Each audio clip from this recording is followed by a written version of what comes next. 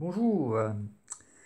Alors aujourd'hui, j'ai un ami d'enfance qui est musulman, euh, qui m'a contacté pour me dire, écoute, ça serait bien que tu fasses un débat en vidéo avec ce musulman qui s'appelle Oustaz Diané. Voilà. Il fait régulièrement des débats, donc j'ai commencé à regarder un débat et en fait j'avais déjà fait une vidéo dans laquelle j'explique pourquoi je ne fais pas de débat dans le genre. J'explique, je vais rappeler brièvement pourquoi. Euh, Tout d'abord, dans tous ces débats, et des débats, le Seigneur sait combien il y en a qui foisonnent sur Internet, notamment sur YouTube. Dans les débats, qu'est-ce qui se passe? Il y a deux camps, des fois c'est une personne contre une, ou deux contre deux, ou un collectif contre un autre, bref. Et dans ces débats, ben, ça va être du fight. Mais on ne fait pas un véritable travail en profondeur. Ça veut dire qu'il y en a un qui va parler pendant un temps précis, puis l'autre répond pendant un temps précis. Mais aucun des arguments, écoutez bien ce que je dis, hein, aucun des arguments avancés par les uns ou par les autres n'est traité avec précision. Il y a des enchaînements de versets bibliques, de versets coraniques, mais aucun point n'est traité avec précision. Or, moi, ce que je fais, justement, c'est que avec mon mode de fonctionnement, dans les vidéos que je fais, je peux traiter avec précision et en profondeur les thèmes abordés, les affirmations abordées et réfuter bibliquement ce qui est partagé. Et voyez-vous, ce thème, Jésus est-il Dieu? Voilà, il suffit de taper dans le moteur de recherche de YouTube, Jésus est-il Dieu? Et vous voyez que des débats, regardez, il y en a eu, il y en a eu, il y en a eu, et il y en a encore.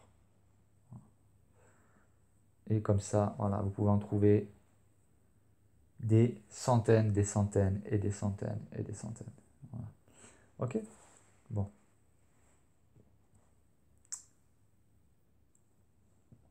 Donc, en fait, pour tous ceux qui posent en fait, il y a deux manières de poser la question. Il y a ceux qui posent la question parce qu'ils cherchent une réponse. Et il y a ceux qui posent la question, mais pas parce qu'ils cherchent la réponse, parce qu'ils pensent déjà avoir la réponse, et ils viennent avec des affirmations. Mais moi, je peux vous assurer que quiconque lit la Bible du début à la fin, dans son ensemble, en interprétant la Bible par la Bible, ne peut arriver que à cette conclusion évidente que Jésus est bien d'essence divine.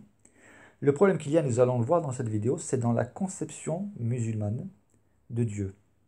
Pour eux, Dieu est une personne. Or, bibliquement, Dieu n'est pas une personne, mais trois personnes. On pourrait dire, s'il n'y avait pas cette particularité que je vais développer ensuite, qu'il y a trois dieux. Mais trois dieux, ça voudrait dire trois dieux qui sont indépendants et qui peuvent décider chacun ce qu'il veut, même en désaccord avec les autres. Or, le Dieu de la Bible se définit comme le Père, le Fils et le Saint-Esprit. Le Père n'est pas le Fils n'est pas le Saint-Esprit, et le Saint-Esprit n'est ni le Père ni le Fils, mais les trois sont toujours, toujours, toujours parfaitement en unité parfaite, d'accord toujours sur tout. C'est ce qui est une particularité divine. Et cela, on ne peut pas le nier si on tient compte de l'ensemble des Saintes Écritures. Alors, il y en a qui vont dire, oui, mais Jésus, il a été homme. Oui, mais il faut comprendre ce qu'est l'incarnation. Voilà. J'ai fait plusieurs vidéos d'apologétique. On va commencer par écouter la vidéo de Oustaz Diané, que je salue, puisque mon ami d'enfance m'a dit qu'il lui enverrait la vidéo que je suis en train de faire. Donc, salutations à toi, Oustaz. Alors, je ne sais pas si c'est ton prénom, Oustaz, ou le nom de famille, enfin, Oustaz Diané, voilà. Que le Seigneur créateur te bénisse et qu'il ouvre ton cœur à ce que je vais te partager maintenant, ainsi que le cœur de tous ceux qui écoutent, dans le but de rechercher la vérité. Alors je vais lancer la vidéo et je l'interromprai au fur et à mesure pour répondre. Pas aussi lu le Coran. Est-ce qu'il y a des textes aujourd'hui qui parlent réellement sur ce sujet que les gens n'arrivent pas à comprendre? Oui, il y a beaucoup de textes. Hein. Il y a beaucoup, la Bible est pleine de tous ces textes, le Coran également. Comme j'ai l'habitude de le dire, je dis, mais si Jésus-Christ est Dieu, il priait qui? Dieu. Est-ce que Dieu peut-il prier notre Dieu? Logique et raison, analyse, observation, c'est pas possible. Mais d'autres vont dire, non, mais c'est possible, oui, voilà. Alors là, j'aime bien les expressions que tu utilises, Oustaz. Logique, observation. Alors pour ceux qui sont abonnés à ma chaîne YouTube, bah, vous savez que je partage aussi des vidéos sur les parties d'échecs. Alors, quel lien peut-il y avoir entre les échecs Ah bien, c'est qu'au jeu d'échecs, il faut de la logique et de l'observation et de la raison. Et la particularité au jeu d'échecs, c'est que même si vous connaissez les règles du jeu d'échecs, même si vous êtes un bon joueur, il va y avoir des situations dans une partie d'échecs où la logique et l'observation, qui sont importantes, ne vont même pas vous permettre de trouver la solution. Pourtant, la solution est logique. Ce que je veux dire par là, c'est pas parce que quelque chose ne vous paraît pas logique qu'elle n'est pas logique. C'est pas parce que vous observez quelque chose, vous en déduisez une déduction, que vous pouvez vous dire, bah, j'ai pas trouvé c'est pas logique. Non, il faut dire alors, je n'ai pas trouvé la solution, la nuance. Alors, pourquoi Jésus, euh, qui Jésus priait-il? On va y revenir après. Parce qu'il se priait lui-même, il rentre dans une acrobatie pas possible. On sait très bien que c'est pas possible. Il est déjà Dieu. Il est en train d'adorer un autre Dieu en haut. Donc, tu vois, donc, les textes sont clairs. Mais chacun. Donc, c'est là qu'on voit bien que le problème pour les musulmans, et ça je peux le comprendre, c'est que votre conception, là, le Dieu du Coran, est une seule personne, alors que le Dieu de la Bible, c'est le Père, le Fils et le Saint-Esprit. Donc, qui Jésus priait-il? Eh bien, Dieu le Fils priait quand il était incarné, Dieu le Père. Mais pour cela, il faut avoir étudié ce qu'on appelle la kénose, c'est l'incarnation. C'est Jésus qui a accepté pour un temps, le temps de sa mission, il a accepté les limites d'un corps humain pour accomplir une mission parmi nous. Et ayant revêtu un corps comme le nôtre, il a accepté aussi certaines limites. Et en tant que fils de l'homme, comme il aimait lui-même s'appeler, quand il parlait de lui, le fils de l'homme, l'humain, il était incarné, eh bien, il a connu la faim, il a connu la soif, il a connu les tentations, sauf que lui, il n'a jamais péché, il a connu la fatigue, il a connu même les angoisses dans le jardin de Gethsémane, mais il en est toujours sorti victorieux. Donc on peut comprendre que déjà dès le début, la compréhension, elle est faussée, parce que la conception de Dieu selon le Coran et la conception de Dieu selon l'ensemble de la Bible, et pas seulement selon certains versets, elle est faussée. Par exemple, un musulman comprendra la déclaration quand il dit qu'il y a un seul Dieu, comme étant une déclaration qui dit il y a une seule personne qui est Dieu. Parce que c'est la conception musulmane. Donc, essayer de comprendre la Bible avec des conceptions musulmanes, déjà, la compréhension de la Bible est faussée. Parce que le Dieu qui se présente dans la Bible se présente comme étant trinitaire. Et pour ceux qui n'en sont pas convaincus, il suffit de considérer et d'étudier, c'est ce que j'ai fait moi, j'ai fait une série de plus d'une dizaine de vidéos sur le Saint-Esprit. Qui est le Saint-Esprit? Dans la Bible, et en tenant compte de tous les versets de la Bible, c'est le travail que j'ai fait. Là, vous saurez qui est le Saint-Esprit. Qui est l'ange de l'Éternel, dont il est parlé par exemple dans Juge 13? Qui est l'ange de l'Éternel qui est apparu aux parents de Samson? Et on voit quand on étudie la personnalité de cet ange de l'Éternel que tous ceux qui l'ont vu ont dit j'ai vu Dieu. Qui est celui qui dit à l'Éternel que l'Éternel te réprime? Il est écrit dans la Bible, l'Éternel dit à l'Éternel que l'Éternel dit à Satan que l'Éternel te réprime. C'est-à-dire Dieu dit à Satan que Dieu te réprime. Vous voyez, si on ignore volontairement certains versets de la Bible, alors on se retrouve dans l'ignorance la plus totale. Si on est honnête intellectuellement et spirituellement, on va alors tenir compte de tous les versets de la Bible. On va continuer la vidéo de Oustaz. Interprété comme il. Le monsieur a appelé, plusieurs personnes nous ont appelé pour dire se convertir à l'islam. On fait la conversion. Mais qu'est-ce que nous leur avons dit? Est-ce que nous leur avons menti? Non. On les a mis un pistolet sur la tête pour les contrer à l'islam? Non. Et ce sont eux-mêmes qui appellent pour dire j'ai vu, j'ai observé, j'ai compris, je décide de devenir musulman. Voilà. Il a compris, il est devenu musulman. Parce que tu ne peux pas te lever pour dire Jésus-Christ est notre sauveur aujourd'hui. Les gens le disent. Oui, mais quelle preuve vous avez pour dire Jésus-Christ est notre sauveur?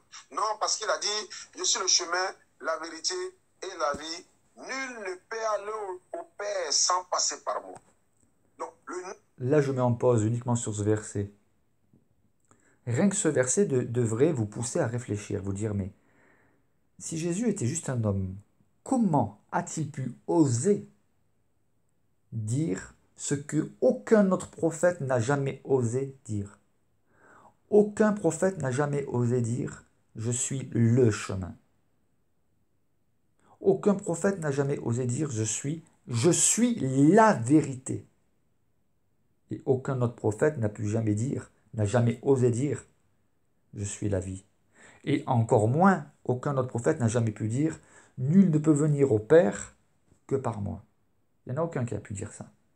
Mais vous vous rendez compte, si Jésus était juste un simple prophète, un simple homme, ce qu'il a osé dire, il aurait dû dire « Je suis venu, Dieu m'a envoyé pour vous montrer le chemin, pour vous enseigner la vérité, pour vous montrer la vérité, pour vous amener vers la vie, et pour vous montrer comment aller vers Dieu. » Mais il y a une différence entre dire ça et dire « Je suis le chemin, je suis la vérité ». C'est quand même prétentieux. Je suis la vie, sauf si Jésus était beaucoup plus qu'un prophète. Allons plus loin. Nul ne peut aller vers Dieu sans passer par Jésus là. Ils sont en train d'englober l'humanité tout entière dedans, y compris tout le monde. Donc, personne ne peut être sauvé sans passer par Jésus. Mais ce que nous devons comprendre, on va que nous les retournons la question. Oui, on va. Excusez-moi. Le peuple de Moïse, Oui. le peuple de Moïse ne sera pas sauvé. Parce que Jésus n'était pas là pour mourir pour les péchés. Donc ils iront en enfer. Parce que quand on dit nul ne vient au Père sans passer par moi, mais le peuple de Moïse a vécu avant que Jésus n'était pas là. Donc, alors là c'est pareil, Oustaz. Là on voit que tu ne connais pas la Bible. On voit que tu n'as pas étudié la Bible. Tu n'as pas compris parce que qu'est-ce qu'on peut lire dans le Nouveau Testament? As-tu lu l'épisode de la Transfiguration? Tiens, je vais te mettre l'épisode de la Transfiguration. Allez, on va voir. Donc voilà, Oustaz, tu vas peut-être apprendre quelque chose. Matthieu chapitre 17, le verset 1. Je vais le lire. Hein. 6 jours après, Jésus prit avec lui Pierre, Jacques et Jean, son frère. Et il les conduisit à l'écart sur une haute montagne. Il fut transfiguré, ça veut dire métamorphosé, devant eux. Son visage resplendit comme le soleil et ses vêtements de vert blanc comme la lumière. Maintenant, lis bien. C'est écrit noir sur blanc. Question, qui c'est qui est apparu s'entretenant avec Jésus, s'il te plaît? Donc tu sais lire. On lit au verset 3, et voici, Moïse et Élie leur apparurent, s'entretenant avec lui. Parce que si vous venez avec la Bible pour nous enseigner, il faut que vous acceptiez qu'on vous réfute avec la Bible, on est d'accord? Parce que la Bible s'interprète par la Bible. Donc quand tu dis que Moïse n'est pas sauvé, tu t'appuies sur quoi? Tu t'appuies sur une mauvaise compréhension des paroles de Jésus.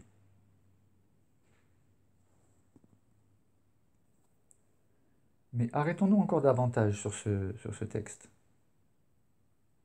Est-ce que tu connais que ce soit dans la Bible ou dans le Coran? Dans le Coran, je ne sais pas, mais je suis prêt à apprendre. Un homme qui était juste un homme, un prophète, qui a vécu ce qu'a vécu Jésus. Complètement transfiguré, métamorphosé. Son visage resplendit comme le soleil, et ses vêtements de vert blanc comme la lumière. Ça devrait vous intriguer, ça, quand même. D'accord? Mais pour en revenir à ça, c'est juste une réflexion que je t'invite à toi et tous les musulmans, tous ceux qui veulent étudier la Bible, qui veulent nous enseigner, étudiez cela. Tenez compte de l'ensemble des Écritures. Donc, que nous dit la Bible ici, là, dans le Nouveau Testament?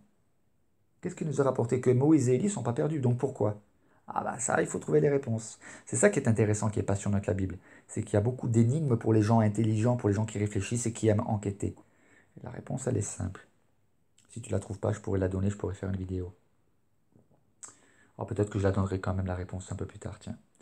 Mais, donc, tu vois que tu n'as pas tenu compte de ce verset qui dit que Moïse et Élie étaient vivants. Parce que s'ils seraient perdus en enfer, ils ne pourraient pas apparaître et discuter avec Jésus. Moïse et Élie, on est bien d'accord, ce sont des personnages de l'Ancienne Alliance.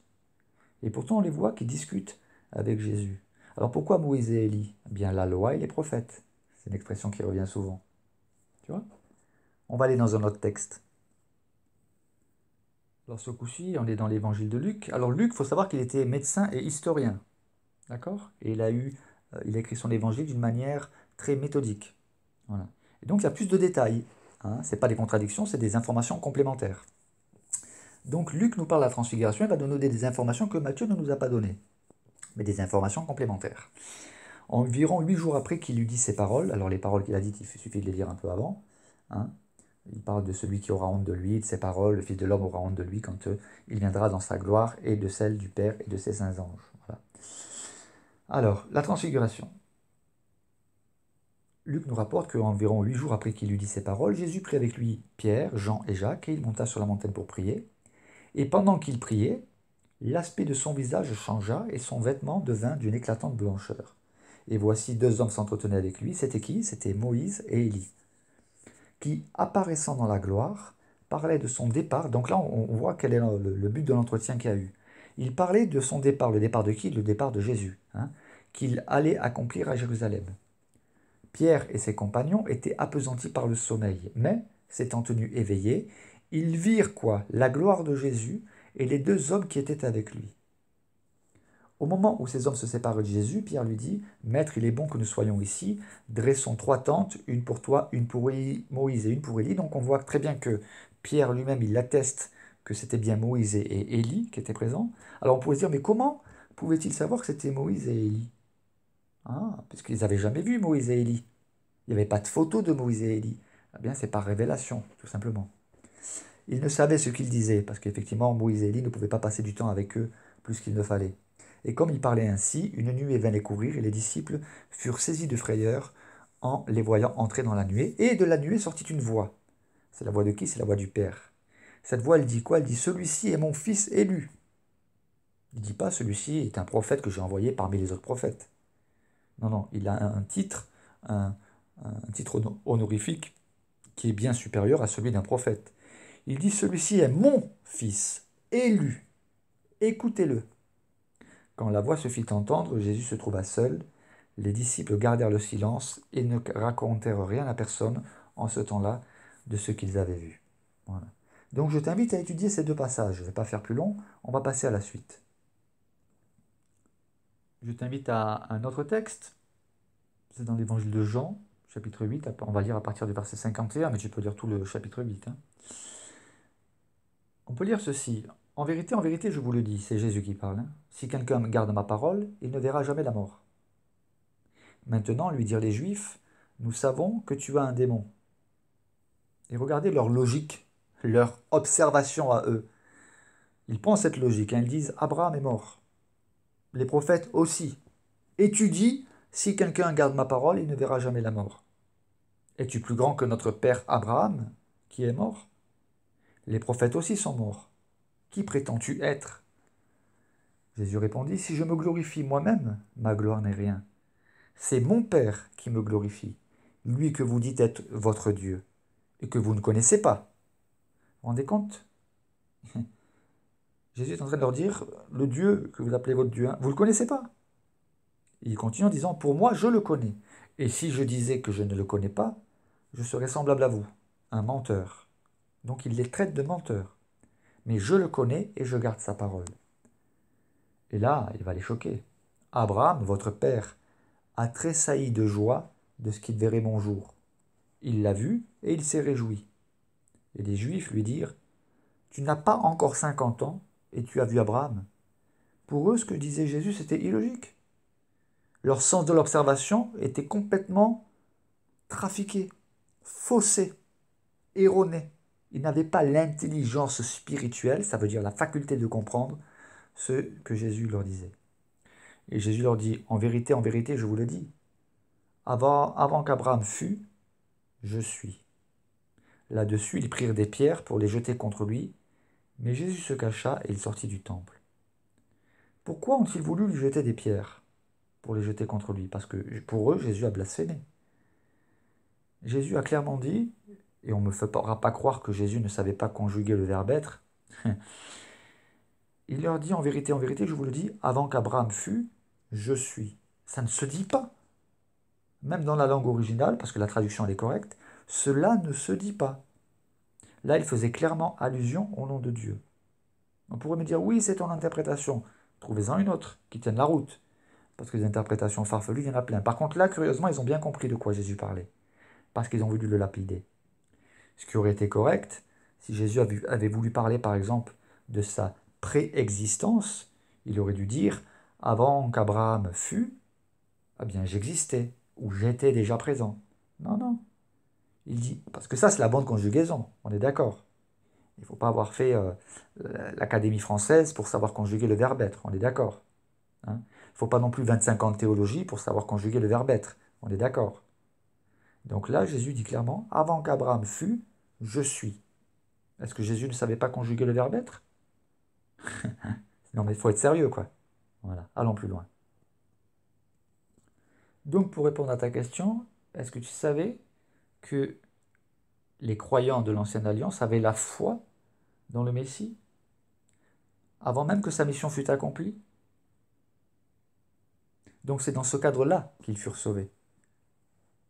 Ils furent sauvés par avance, par la foi qu'ils avaient dans l'œuvre que le Messie allait accomplir. Et d'ailleurs, on voit par exemple dans la discussion que Jésus a avec les disciples sur le chemin d'Emmaüs, qu'il est dit qu'il leur expliqua dans toutes les Écritures, en commençant par la loi de Moïse et les prophètes, tout ce qui le concernait. Ça veut dire que pour tout juif honnête qui connaissait bien les Écritures, il savait que le Messie devait être le Sauveur. Le problème qu'il y a eu, c'est lorsque Jésus est venu, ils n'ont pas reconnu en Jésus le Messie. Voilà. Et c'est ce qui explique que Moïse et Élie, tout comme Abraham, ne sont pas morts. Ils sont sauvés. Jésus a donné cette précision. Hein. Il dit que Abraham a vu mon jour. Il l'a vu. Et il s'est réjoui. Allons plus loin. Donc le nul de Jésus là, le nul ne vient au Père là. Nul là. Est-ce que ça concerne le peuple de Moïse? Non. Est-ce que ça concerne le peuple d'Abraham? Non, parce qu'ils ont vécu avant lui. Donc ça concerne qui alors? Le reste... Bon, là, je viens d'expliquer, donc j'ai anticipé un peu la fin de la conclusion. Là.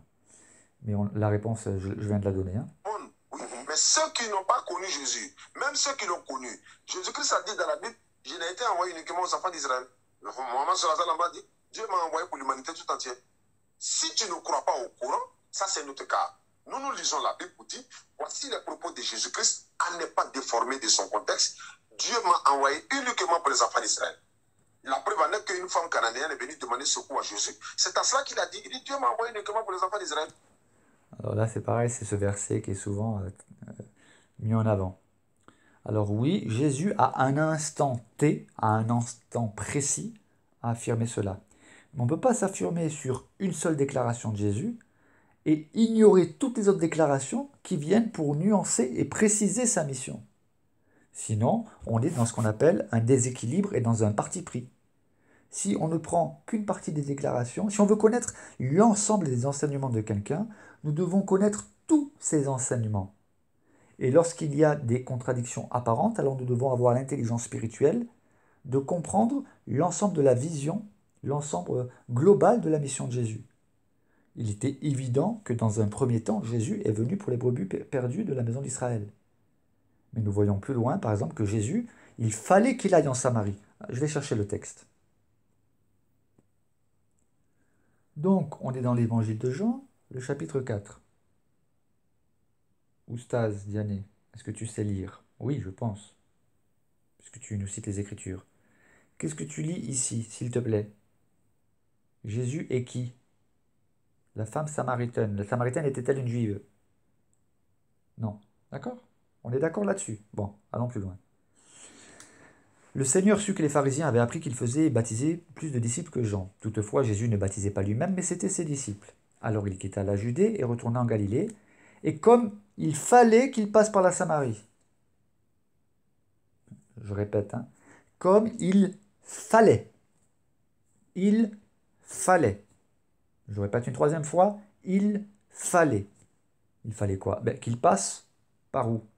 Par la Samarie. Ah, mais je croyais qu'il était venu que pour les brebis perdues d'Israël. Oui, c'était sa mission principale, dans un premier temps, mais ce n'était pas sa mission unique. comme il fallait qu'il passe par la Samarie. Il arriva dans une ville de Samarie nommée Sichar, près du champ de Jacob, que Jacob avait donné à Joseph son fils.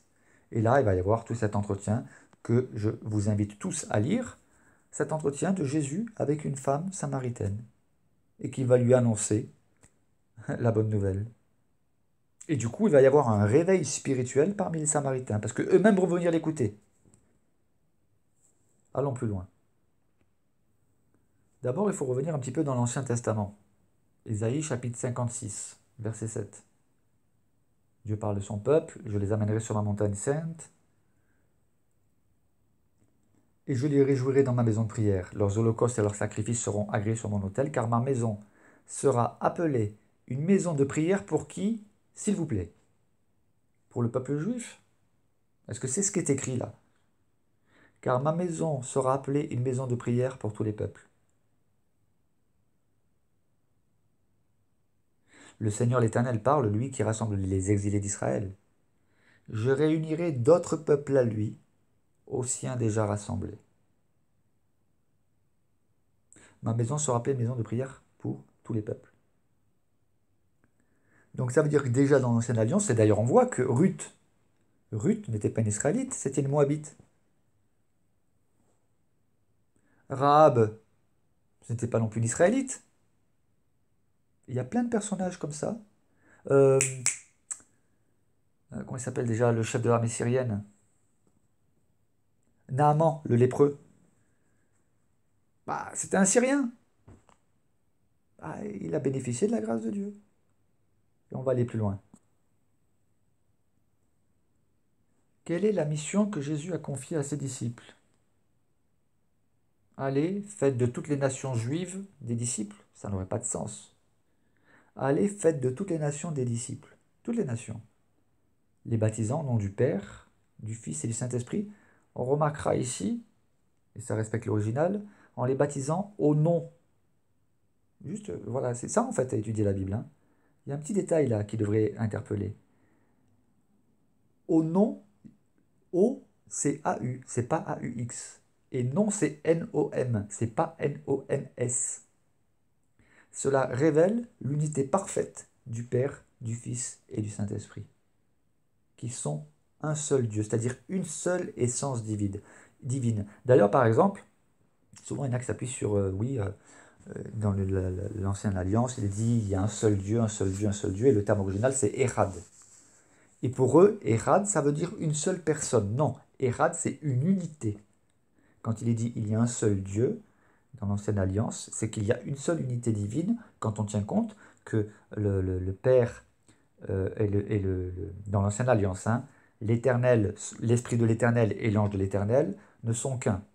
Hein, et il y a des différences, j'ai fait toute une série de vidéos, je pourrais mettre le lien, sur le Saint-Esprit. On voit bien que le Saint-Esprit n'est pas l'Éternel, mais c'est l'Esprit d'Éternel. Mais en même temps, on voit qu'il est d'essence divine, et idem avec l'ange de l'Éternel. Alors là, quand on dit oui, c'est compliqué, oui, mais vous voulez quoi? Un Dieu en plastique? Un Dieu transformé? Un Dieu qui colle à vos conceptions? Dieu est divin. Donc Dieu ne nous demande pas de comprendre, notre intelligence est limitée. Il y a des tas de choses que nous ne comprenons pas sur Dieu. D'où vient Dieu? Quand il est dit par exemple que Dieu n'a ni commencement ni fin, c'est pas logique. Ça n'a pas de ça dépasse notre intelligence parce que on ne peut pas imaginer que Dieu n'a jamais eu de début. On ne peut pas. On se dit il y a forcément eu un début, mais Dieu est de toute éternité. Mais ça, on ne peut pas comprendre, on ne sait pas ce que c'est. Donc, Dieu se présente lui-même comme étant trinitaire. Si on n'arrive pas à le comprendre, ce n'est pas le plus gros des problèmes. Ce que nous devons faire, c'est nous incliner devant l'ensemble des Saintes Écritures et dire « Ok, Dieu, je ne comprends pas tout, mon intelligence est limitée, mais je te fais confiance. Tu dis que tu es trine, tu te révèles tel quel, je vais le croire tout simplement. » Donc il dit « Allez, faites de toutes les nations disciples, les baptisant au nom du Père, du Fils et du Saint-Esprit, et enseignez-leur à observer tout ce que je vous ai prescrit. Et voici, je suis avec vous tous les jours, jusqu'à la fin du monde. » Amen.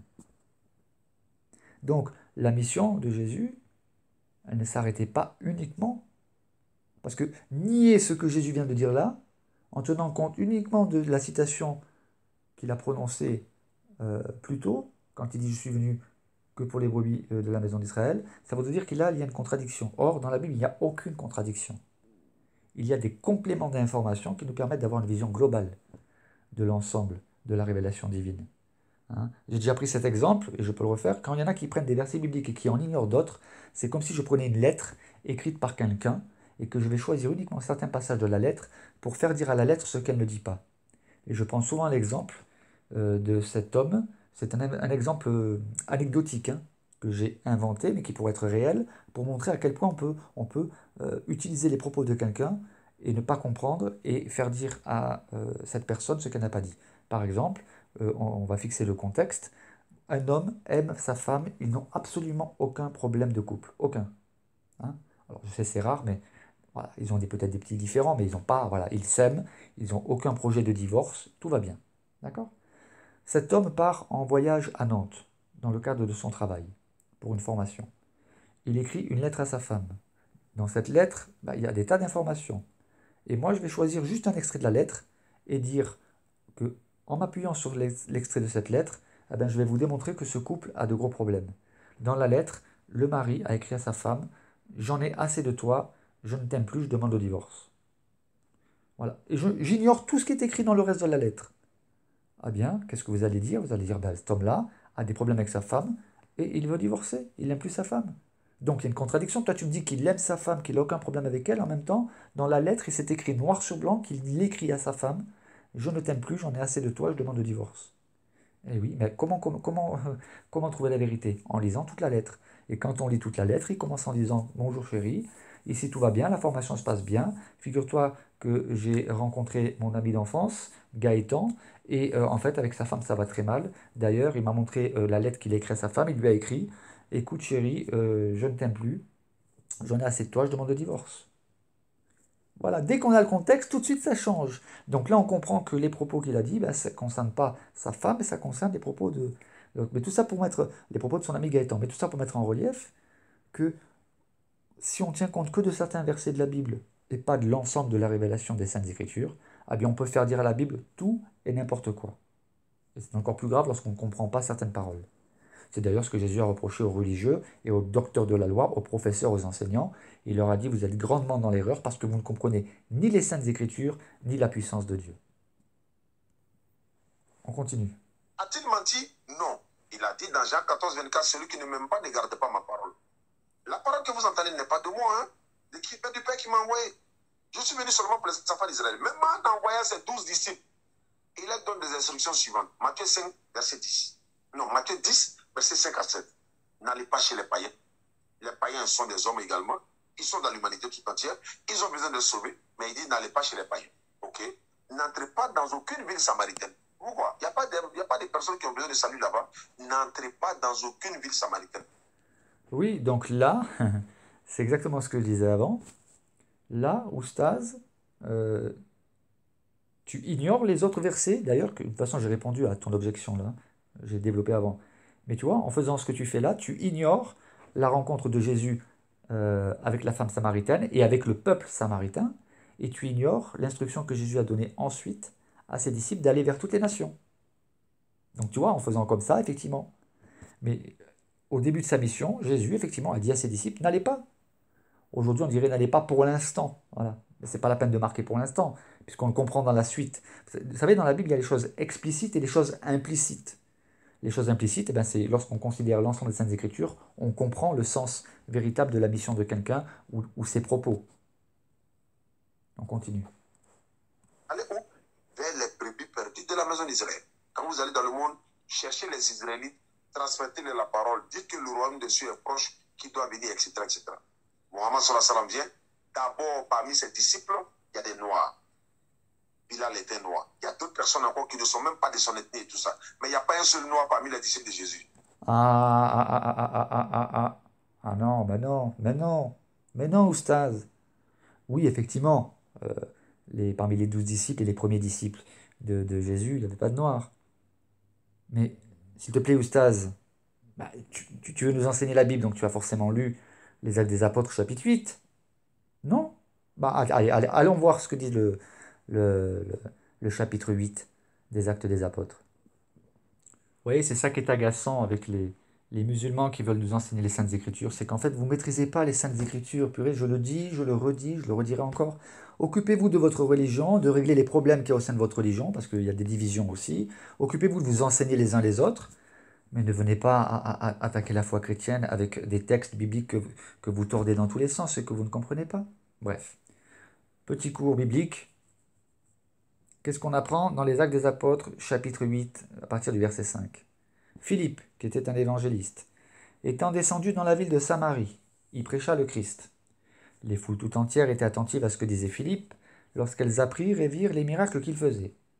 Car des esprits impurs sortirent de plusieurs démoniaques, en poussant de grands cris, et beaucoup de paralytiques et de boiteux furent guéris. Et il y eut une grande joie dans cette ville. Il y avait auparavant dans la ville un homme nommé Simon, qui se donnant pour un personnage important exerçait la magie, provoquait l'étonnement du peuple de la Samarie. Tous, depuis le plus petit jusqu'au plus grand, l'écoutaient attentivement. Alors donc là, c'est l'épisode de Simon, le magicien. On va passer ce passage parce que c'est pas là où je veux en venir.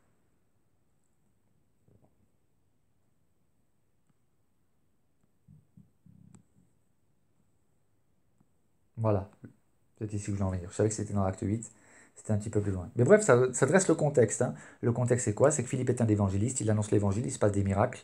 Il y a un véritable réveil spirituel.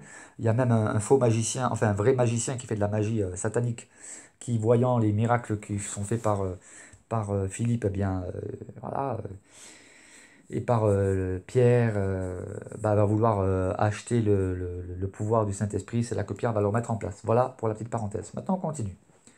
Un ange du Seigneur s'adressant à Philippe lui dit: Lève-toi et va du côté du midi, sur le chemin qui descend de Jérusalem à Gaza, le chemin qui est désert. Celui qui est désert, hein, le chemin. Il se leva, donc c'est Philippe, il partit, et voici, qu'est-ce que tu lis ici, s'il te plaît, oustaz? Et voici quoi? Un Éthiopien, un eunuque, ministre de Candace, reine d'Éthiopie, et surintendant de tous ses trésors venus à Jérusalem pour adorer. Qu'est-ce qu'on apprend ici? S'il te plaît, oustaz. On apprend qu'un Éthiopien, il est de quelle couleur, s'il te plaît? Il est bien noir, on est d'accord? Bon. Qu'est-ce qu'il fait cet Éthiopien? Il est venu à Jérusalem pourquoi? Pour adorer. Donc ça veut dire que c'est quoi? Ça veut dire que c'est un croyant. Un croyant en quoi? En la religion juive.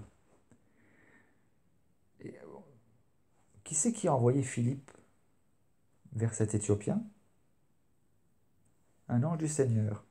Un ange du Seigneur, c'est-à-dire le Seigneur a envoyé un ange pour dire à Philippe d'aller à la rencontre de cet Éthiopien, c'est-à-dire de ce noir. D'accord?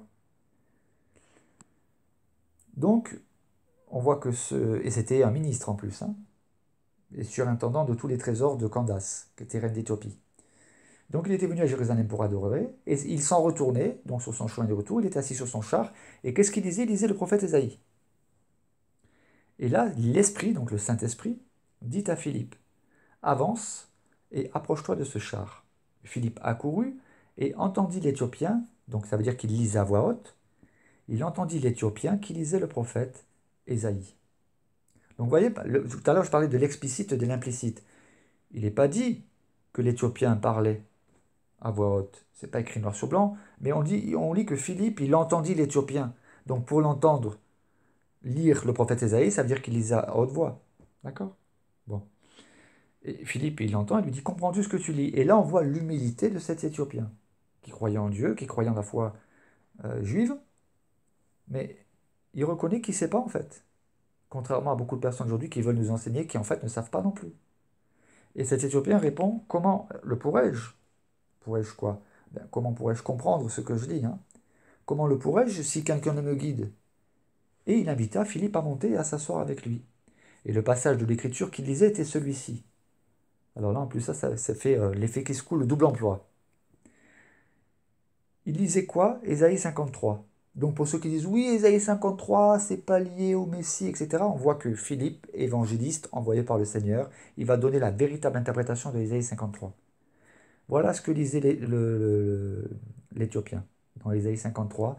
Il a été mené comme une brebis à la boucherie, et comme un agneau muet devant celui qui le tond, il n'a point ouvert la bouche.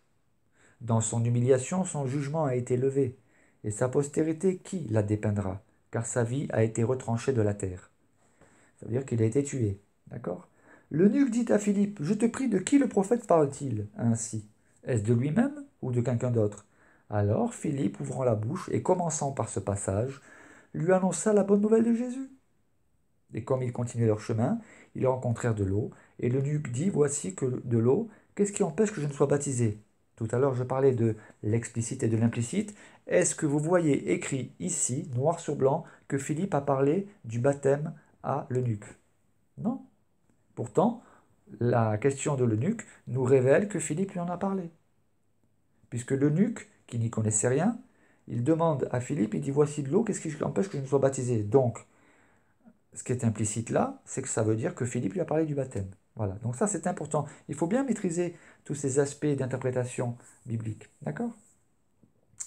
Voilà, une petite démonstration. Donc oui, il y avait des croyants noirs, certainement, même à l'époque de Jésus, même pendant le vivant de Jésus. Si l'Éthiopien venait adorer, il est difficile de croire qu'il était le seul noir à venir adorer à Jérusalem. D'ailleurs, lorsqu'il y avait le pèlerinage à, à- à l'époque de la Pâque, eh bien, il y en a qui venaient de toute nation, d'accord, de toute tribu. Et d'ailleurs, ça rejoint ce que Dieu avait dit, ma maison sera appelée une maison de prière pour tous les peuples, tout le monde est invité. Amen. Il n'y On a pas un retourne. seul noir parmi les 12 disciples de Jésus. Oui, ça Voilà c'est vrai. la mission universelle de Mohammed déjà. Oui, mais c'est vrai que parmi les 12 disciples de Jésus, il n'y avait pas de noirs. Mais j'ai démontré quand même que dans la suite, il y avait des noirs, d'accord?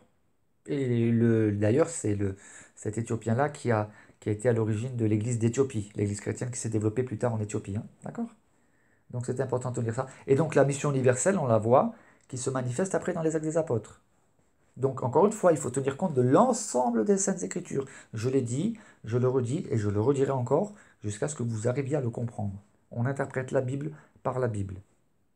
Là, ça fait un peu l'ancêtre maternel, c'est-à-dire que l'ancêtre de Mohammed, c'est-à-dire Isaac, fils d'Abraham, et Ismaël, fils d'Abraham, sa maman est égyptienne, oui, noire, oui. Mohammed est descendant d'Ismaël. Ismaël, sa maman est noire. Par contre, je ne suis pas convaincu que les Égyptiens étaient tous noirs à l'époque. Il y en a certains qui étaient peut-être bronzés.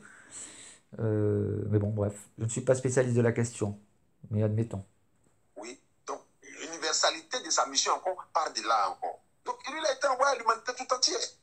Il vient et il envoie des lettres à tous ces empereurs-là pour leur dire, lui, il est le prophète de l'éternel Dieu. Croyez en moi. Certains refusent, mais il n'y a pas de problème.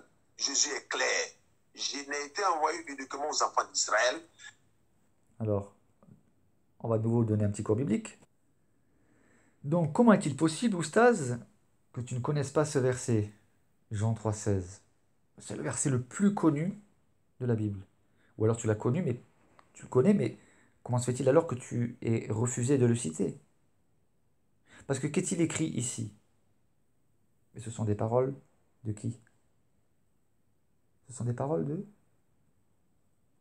Jésus. Qui c'est qui parle là? C'est Jésus, on est d'accord? D'ailleurs, Jésus répond il répond à qui? À Nicodème. Il est en train de parler de la nouvelle naissance, Nicodème n'y comprend rien, et Jésus lui dit, tu es le docteur d'Israël, c'est-à-dire le professeur, et tu ne sais pas ces choses. Bref. Mais qu'est-ce qu'il dit dans Jean 3,16, Jésus? Car Dieu a tant aimé le monde qu'il a donné son Fils unique afin que seulement le peuple d'Israël soit sauvé, ne périsse point, mais qu'il soit sauvé, qu'il ait la vie éternelle. Est-ce que c'est ce qui est écrit? Car Dieu a tellement aimé Israël. Non? Enfin, moi, c'est pas ce que je lis, hein. C'est Jésus qui parle, d'accord? Pourquoi tu ignores ce verset, Oustaz? Car Dieu a tant aimé quoi? Le monde. Et quand tu regardes dans l'original, le monde, c'est le monde. Qu'il a donné son Fils unique. Et d'ailleurs, pour ceux qui diraient, oui, mais le monde, c'est peut-être uniquement le monde israélien, où je dis les juifs dispersés. Bon, ça, c'est ce qu'on appelle des pirouettes, cacahuètes théologiques. Mais qu'est-ce que tu lis ici? On va le comprendre, qu'il s'agit bien de tout le monde. Car Dieu a tant aimé le monde qu'il a donné son Fils afin que qui? S'il te plaît. Afin que seulement les juifs soient sauvés? Afin que seulement les juifs croient en lui et ne périssent point? Afin que quiconque. Quiconque, c'est qui? Bah, quiconque, c'est quiconque. Il n'y a pas besoin d'avoir fait 25 ans de théologie ou d'académie française pour comprendre cela.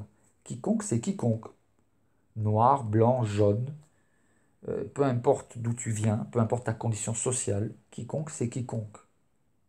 Car Dieu a tant aimé le monde qu'il a donné son Fils unique, afin que quiconque croit en lui ne périsse point, mais qu'il ait la vie éternelle. Amen. Donc l'universalité de la mission de Jésus, elle est clairement définie ici dans Jean 3, 16.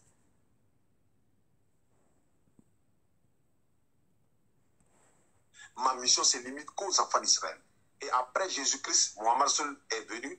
Il est le sauveur de l'humanité. Avant Jésus, il y a eu Moïse, il y a eu tous ces prophètes-là qui ont été envoyés à des peuples bien précis. Allah dit dans le Coran, Sourate 14, verset 4, nous avons envoyé chaque prophète avec la langue de son peuple. Donc, pour revenir sur le sujet de Jésus, vous dites, je suis le chemin, la vérité et la vie. Il est le chemin qui mène vers Dieu, mais c'était à son époque. Moïse était le chemin qui venait vers Dieu à son époque. Donc, elle me dit, mais est-ce que Moïse a dit dans sa bouche, je suis le chemin, la vérité et la vie, nul ne vient au Père que par moi. Si Moïse ne le dit pas, donc ça veut dire que Moïse n'est pas un sauveur, quoi. On peut parler. Non, Moïse n'est pas un sauveur. Moïse n'a jamais... D'ailleurs, il ne l'a pas dit et il ne pouvait pas le dire. Moïse était le libérateur physique d'un problème physique, c'est-à-dire un esclavage physique du peuple d'Israël en Égypte. Il n'y avait pas une portée éternelle. Moïse n'a pas donné sa vie en sacrifice pour le peuple d'Israël. En revanche, il leur a dit de sacrifier un agneau. C'était la 10e plaie, si tu connais l'histoire. Et c'était une préfiguration du sacrifice qui sauve, puisque l'ange de la mort, en voyant le sang, a épargné le peuple d'Israël. C'était une préfiguration. Si tu ne sais pas ce que c'est, je t'invite à étudier ce qu'est la préfiguration, les préfigurations bibliques. Une préfiguration du sang de Christ, le sang de l'agneau. Hein. C'est pour ça qu'on parle du sang de l'agneau pascal. De la même manière, hein, Amtro et tous les internautes qui nous suivent, on peut parler d'un même sujet, mais pas dans le même ordre. Moi, je peux prendre un autre ordre pour parler, mais dans le même de ce qu'on veut parler. Jésus dit, je suis le chemin, la vérité et la vie, nul ne vient au Père que par moi. Mohammed sallallahu alayhi wa sallam a dit, si vous avez vraiment Allah, suivez-moi, Allah vous aimera et vous pardonnera vos péchés. C'est la même chose. Mais on n'a pas pris le même ordre, on a pris d'autres chemins pour pouvoir parler de la même chose. C'est pas difficile à comprendre. Allah donne la bonne compréhension. Merci beaucoup, Oussaz. Voilà, la vidéo est terminée. Et enfin, pour terminer, je ne veux pas dépasser une vidéo qui fasse 1 heure, quoi. Donc pour terminer, juste cette vidéo que j'avais faite, et qui répond d'ailleurs à la première question posée par Oustaz Diané. Pourquoi Jésus priait? Qui priait-il? Dieu se prie lui-même. Donc j'ai fait cette petite vidéo. Vous voyez aussi, j'ai d'autres vidéos. Bon, j'ai toute une série d'apologétiques. Hein. Si Jésus est Dieu, alors qui priait-il? C'est celle-là. Pourquoi je ne fais pas de débat public? J'explique. Pourquoi Jésus n'a jamais dit je suis Dieu? Et devinette, j'ai une petite vidéo devinette. Je vous invite à découvrir. Donc voilà, pour terminer, je termine avec cette vidéo et une petite conclusion ensuite. Alors j'aimerais répondre à une question qui revient souvent, qui est souvent posée, c'est celle-ci. Si Jésus est Dieu, pourquoi priait-il? Donc pour comprendre cela, il suffit simplement de comprendre ce qu'on appelle la kénose. La kénose est un terme qui parle du dépouillement. Pour cela, il faut comprendre l'incarnation. Jésus est Dieu, il est la parole de Dieu. Donc il faut aussi comprendre la Trinité. Voilà, donc il y a plusieurs thèmes connexes. Pour ceux que la Trinité intéresse, j'ai fait une série de 16 vidéos pour l'instant. Donc sur la Trinité, il suffit d'aller dans YouTube, de taper le mot Trinité, suivi de mon nom, William Conductier. Donc je ne vais pas m'étendre davantage sur la Trinité. Donc Jésus est la parole de Dieu. La parole de Dieu incarnée, donc c'est Dieu qui s'est incarné. Puisque Jésus est Dieu, au même titre que le Père et que le Saint-Esprit. S'étant incarné, étant venu parmi nous, il a revêtu une condition humaine. Il a accepté les limites imposées par un corps humain. Et il a donné l'exemple. Et il avait besoin d'être en communion avec son Père. Comment? Par la prière. Donc, Jésus est Dieu, c'est Dieu le Fils qui prie Dieu le Père dans son état d'incarnation. Voilà. C'est une réponse courte que je pourrais développer de manière plus précise dans une vidéo spécifique. Mais là, vu que la question revient souvent, j'ai voulu apporter une réponse au moins succincte. Je rajoute ceci, c'est que Jésus, ayant vécu l'incarnation, il était soumis à des limites humaines. Et pour garder cette relation avec son Père, il le faisait par la prière, par la communion dans la prière. D'accord? Donc Parce que Jésus, dans l'incarnation, n'est pas venu comme un super-héros qui est jamais fatigué. Et non, il a connu la faim, la soif, bref, j'en ai déjà parlé tout à l'heure.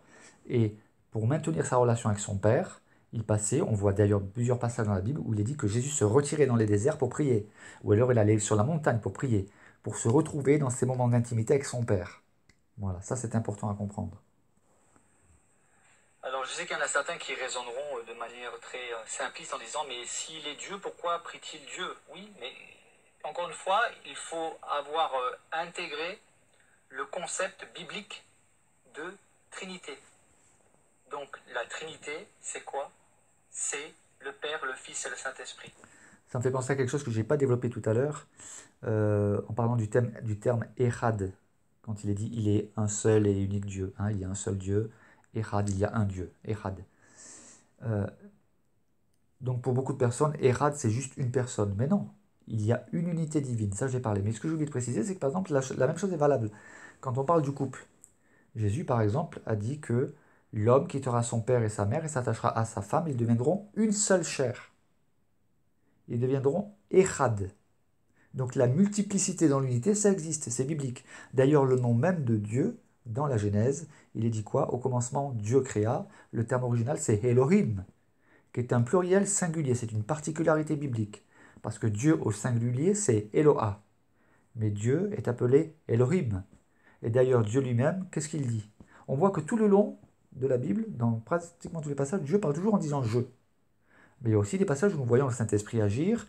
Nous voyons que le Saint-Esprit est d'essence divine, mais sans pour autant être l'Éternel. On voit que l'ange de l'Éternel est assimilé à l'Éternel, mais sans pour autant être l'Éternel. On voit que ça peut paraître un peu confus. Et pourtant, quand Dieu a créé l'homme, qu'est-ce qu'il a dit? Je vais créer l'homme à mon image? Non, non. Il dit, créons l'homme à notre image. Ah.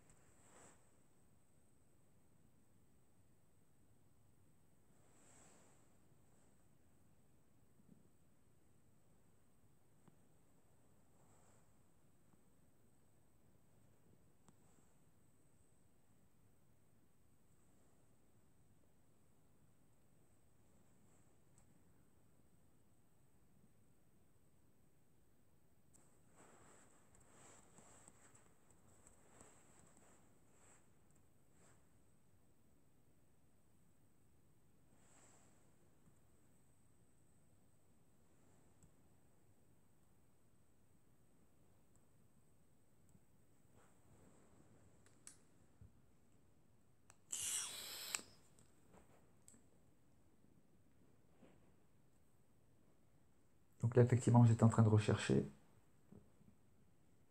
Souvent, le moteur de recherche là, de l'application n'est pas super génial. Qu'est-ce qu'on voit? On voit que Dieu dit « Faisons l'homme à notre image ». À qui parle-t-il? Est-ce qu'il dit aux anges de l'aider à fabriquer l'homme, à faire l'homme? Mais non. On voit que Dieu, là, on voit clairement la multiplicité dans l'unité. Faisons l'homme à notre image. Et il est dit que d'ailleurs, et qu'il domine sur les poissons de la mer, sur les oiseaux du ciel, sur le bétail, sur toute la terre, et sur tous les reptiles qui rampent sur la terre. D'ailleurs, quand on prend tout le contexte, on lit ceci. Puis Dieu dit, faisons l'homme à notre image, selon notre ressemblance, et qu'il domine sur les poissons de la mer, sur les oiseaux du ciel, sur le bétail, sur toute la terre, et sur tous les reptiles qui rampent sur la terre. Et qu'est-ce qu'on lit au verset 27? Dieu créa l'homme à son image. Alors c'est son image ou notre image? Il le créa à l'image de Dieu. Mais pourquoi là c'est au singulier et avant c'était au pluriel? Il créa l'homme et la femme. C'est pour ça que je dis toujours que nier la Trinité pose plus de problèmes que cela n'apporte de solutions. Quand on est devant les textes, et croyez-le bien, hein, les juifs, les scribes n'étaient pas stupides. Hein. Ce qui est écrit là était vraiment inspiré. Donc on voit ici, d'une part, la multiplicité dans l'unité et l'unité. Dieu créa l'homme à son image, et pourtant, verset 26, Dieu dit quoi? Faisons l'homme à notre image. Ce n'est pas l'image des anges, c'est l'image de Dieu. Donc faisons l'homme à notre image. Et quand vous allez dans le texte original, c'est bien cela.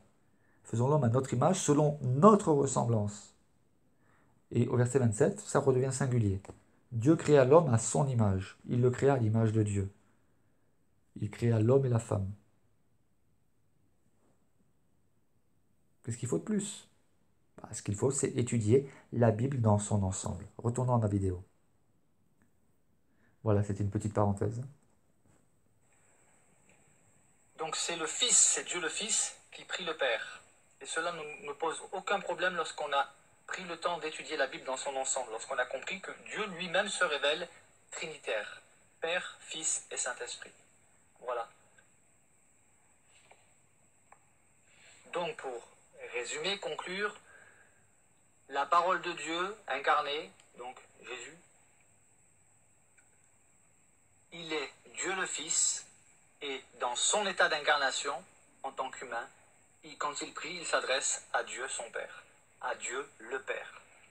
Voilà. Il ne s'agit pas d'être d'accord, mais je vous ai donné l'explication biblique. Quelques petites précisions complémentaires pour comprendre, enfin, essayer de comprendre, parce que je sais que c'est difficile pour certaines personnes de comprendre cela, mais Jésus a clairement dit, tout ce que le Père fait, donc Dieu, le Père, tout ce que le Père fait, le Fils le fait aussi pareillement. Est-ce que vous vous rendez compte de cette déclaration? Non, mais il faut s'arrêter sur la déclaration. Jésus a dit tout ce que le Père fait, ça veut dire tout ce que Dieu fait, le Fils le fait aussi pareillement. Et vous arrivez encore à croire que Jésus était un simple prophète? Avez-vous un exemple, un seul exemple de n'importe quel autre prophète, de n'importe quelle religion, qui a osé affirmer que tout ce que Dieu fait, lui, il le fait? Oui, mais c'est ça aussi, tenir compte de l'ensemble des Écritures. Il faut tenir compte de tous les propos de Jésus. Si vous voulez nous citer les Écritures, vous devez accepter ce que les Écritures vous disent aussi, lorsqu'on vous réfute. Je continue. C'est unique. Aucun prophète, ni Abraham, ni Ésaïe, ni Jérémie, ni Jean-Baptiste, aucun, n'a jamais dit « tout ce que Dieu fait, je le fais aussi pareillement ». Jésus a aussi dit que celui qui n'honore pas le Fils n'honore pas le Père. Là encore, est-ce que vous vous rendez compte de ce que Jésus a osé dire? Il faut oser le dire, ça. Si moi demain je dis à quelqu'un, tu dois m'honorer de la même manière que tu honores Dieu, mais on va me prendre pour un fou. Aujourd'hui, à une autre époque, on m'aurait lapidé. C'est grave. Si Jésus n'est pas Dieu, c'est un blasphème. Aucun prophète, je le répète, aucun personnage de quelque religion que ce soit, de ma connaissance, mais en tout cas déjà du point de vue biblique, n'a jamais osé dire qu'on devait l'honorer de la même manière qu'on honore le Père. Vous en faites quoi de ce verset biblique, s'il vous plaît? Ah oui, je sais, ces versets-là, vous dites qu'ils sont falsifiés ou rajoutés. Donc en fait, vous utilisez la Bible quand ça vous arrange, vous l'instrumentalisez, mais si vous, une règle de base qui ne peut pas permettre aucune discussion, c'est que si vous venez avec nos saintes écritures pour décrédibiliser notre foi, vous devez accepter qu'on vous réfute avec les mêmes saintes écritures et pas en venant nous dire qu'après ça c'est un verset rajouté ou c'est un verset falsifié. Sinon ça fausse la donne, sinon c'est de l'irrespect. Donc Jésus a clairement dit, vous devez, celui qui n'honore pas le Fils, n'honore pas le Père. Arrêtez-vous sur ces textes-là, méditez-les. On doit honorer le Fils comme on honore le Père. Jésus a dit que nous devons l'honorer comme on honore le Père. Aucun prophète, encore une fois, ni Abraham, ni David, ni Ésaïe, ni Jérémie, ni Ézéchiel, ni Jean-Baptiste, ni Élie, ni Élisée, ni personne, n'a jamais dit, n'a jamais demandé qu'on l'honore de la même manière qu'on honore Dieu le Père. Voilà. C'est juste quelques petites précisions, je ne ferai pas plus long. Mais pour répondre à la question, Jésus priait son Père. Dieu le Fils priait Dieu le Père. Dieu le Fils, soumis volontairement aux limites d'un corps humain, priait Dieu son Père. Mais Jésus préexistait. Il a d'ailleurs affirmé clairement, avant qu'Abraham fût, je suis. J'ai fait une vidéo sur ce verset. Il y en a qui ont essayé, vous pouvez essayer toutes les pirouettes, aucune ne tient la route. Il n'y a pas d'autre explication que celle qui manifeste que Jésus a clairement fait allusion au nom de Dieu, parce que ça ne se dit pas. Avant qu'Abraham fût, je suis, ça ne se dit pas. C'est une faute d'expression, ou alors c'est un jeu de mots, parce que les Juifs avaient cette spécialité de faire des jeux de mots avec la langue juive, pour faire passer des messages. Donc il a clairement fait allusion au nom de Dieu quand il a dit je suis, même si le texte nous est rapporté en grec, on peut le traduire même en chinois et en japonais, le sens est toujours le même. Donc Jésus était clairement Dieu. Et au commencement était la parole était avec Dieu, et la parole était Dieu. Donc elle était avec et elle était Dieu. Et là aussi on peut essayer toutes les pirouettes. Il y en a qui ont essayé de faire douter en disant oui, c'est pas dans le grec. Faux. J'ai le grec, j'ai accès à la langue originale. Vous pouvez tourner dans tous les sens, il n'y a pas d'autre explication. Et cette parole, dont il est dit qu'elle était avec Dieu et qu'elle était Dieu, le verset 14 de Jean 1 nous dit qu'elle a été faite chair. Voilà, donc Dieu le Fils priait Dieu le Père pendant le temps de son incarnation. Voilà, que Dieu vous bénisse. J'allais oublier, il ne s'agit pas d'être d'accord, il s'agit d'écouter les explications biblique du concept de la Trinité et qui explique pourquoi Jésus priait son Père pendant qu'il était incarné parmi nous. Et il était incarné pourquoi? Pour accomplir pour nous ce qu'aucun de nous ne pouvait accomplir. Amen. Voilà, donc je pense que ça c'est une autre vidéo que j'avais faite. Ah bah oui, pourquoi je ne fais pas de débat public. Donc je vais conclure ici.